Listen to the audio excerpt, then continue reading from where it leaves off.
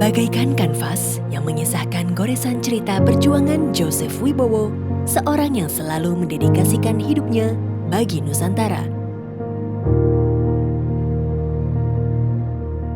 Sosok Pak Wibowo itu adalah seorang ayah dalam mendidik anak-anaknya cukup tegas dan disiplin. Beliau keras, dominan, dedikasi, fokus, goal oriented. Takut juga gitu ya. Tapi lembut juga hatinya.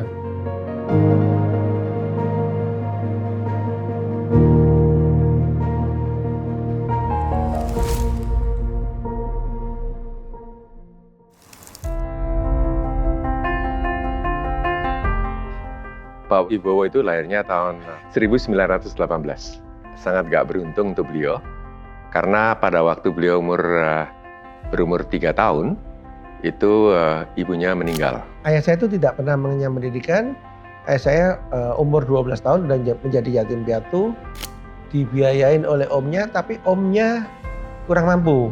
Dia itu bisa bayar sekolah karena dia otaknya juga selalu kreatif. Dia main kelereng, dia juara terus. Dari hasil kumpulan kelereng itu dijual jadi uang. Memang beliau pejuang, beliau nasionalis sejati. Ayah saya itu adalah figur orang yang pemberani.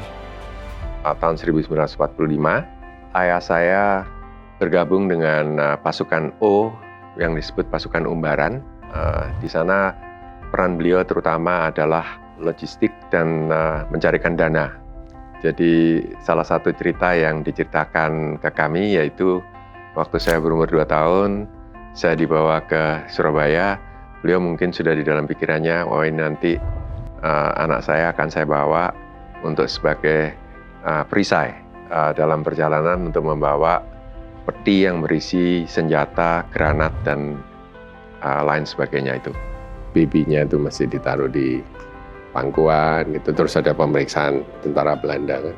Pemeriksaan dan apa-apa, padahal senjata di bawah situ. Terus pura-pura mau dia, oh enggak usah, biarin ini kesian. Kalau seandainya artinya dia enggak membawa saya, mungkin sudah habis. Tetapi kalau pun disuruh berdiri, mungkin saya juga sudah habis bersama dengan beliau. Jadi artinya dia bisa dengan kondisi suffer, dia harus berpikir bagaimana dia harus survive. Nah itulah saya katakan bahwa dia memang sebagai seorang yang pemberani, berani mencoba, dan juga dia berani menerima risiko.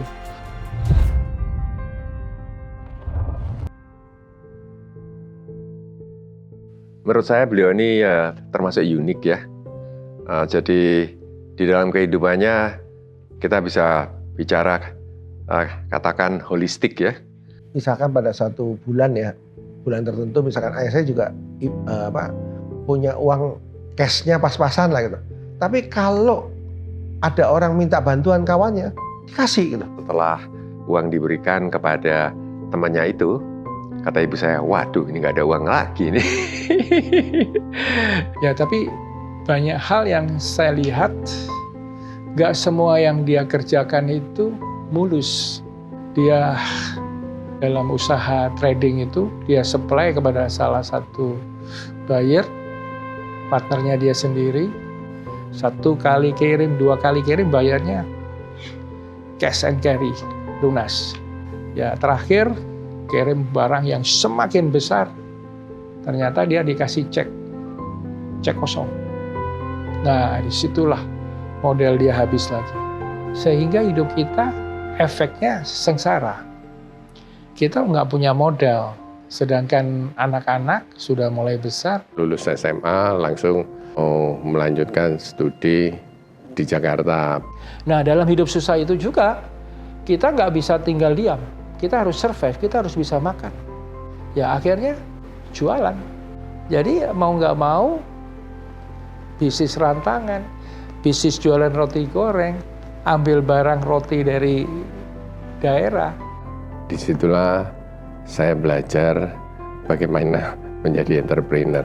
Akhirnya kebetulan pada tahun 74 itu Ibu Widya kan lulus kuliah dari Trisakti. Nah waktu kuliah Trisakti itu Ibu Widya tuh udah kerja praktek di IBM, di Pertamina, di BRK.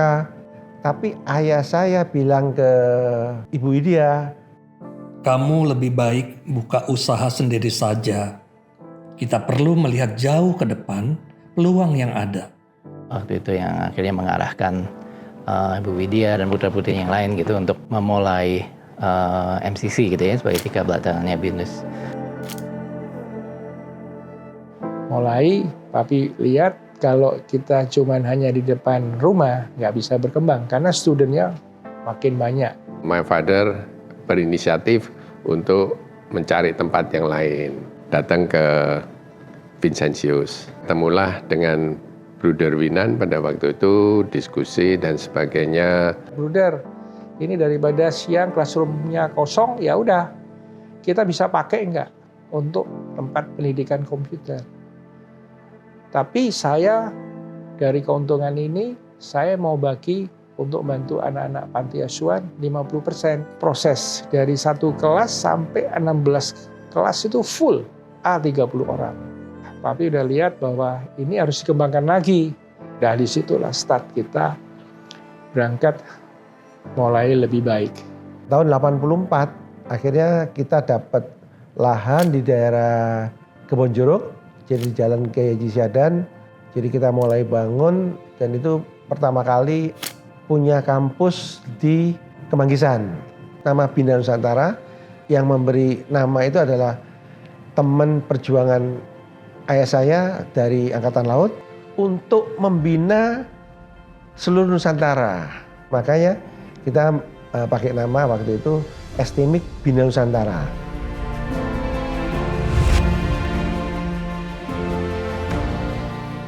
Di dalam proses besarnya tidak bisa lepas dari almarhum papi saya selalu memberikan beasiswa. Jadi kita setiap tahunnya kita memberikan beasiswa yang nilai cukup signifikan. Jadi beasiswa itu diberikan kepada orang tua yang nggak mampu dan anaknya yang punya nilai akademis cukup bagus. Dan kita juga memberikan beasiswa kepada atlet yang punya prestasi nasional, kita pasti berikan beasiswa. Begitu luar biasanya, karena berkat ini bisa sampai hari ini Tuhan selalu berkatin kita. Karena ada kasih, kita membantu orang, membangun satu legasi masa depan mereka. Tapi dengan ilmu itu dia bisa bertumbuh dan berkembang, bisa menjadi berkat untuk keluarga dan masyarakat. Saya sebagai putranya, saya bangga terhadap apa yang dia bangun ini adalah suatu legasi. Saya merasakan bahwa di dalam kehidupan itu bagaimana kita bisa menyenangkan orang lain. Make sure kesatuan di dalam keluarga adalah yang utama di atas materi, di atas uang. Saya personally sih percaya bahwa nilai-nilai itu yang akhirnya membawa kita lahir, tumbuh, dan grow hingga sekarang. Tapi saya percaya dengan kemajuan BINUS sampai dengan saat ini, itu adalah kebaikan dari Tuhan Yang Maha Kuasa.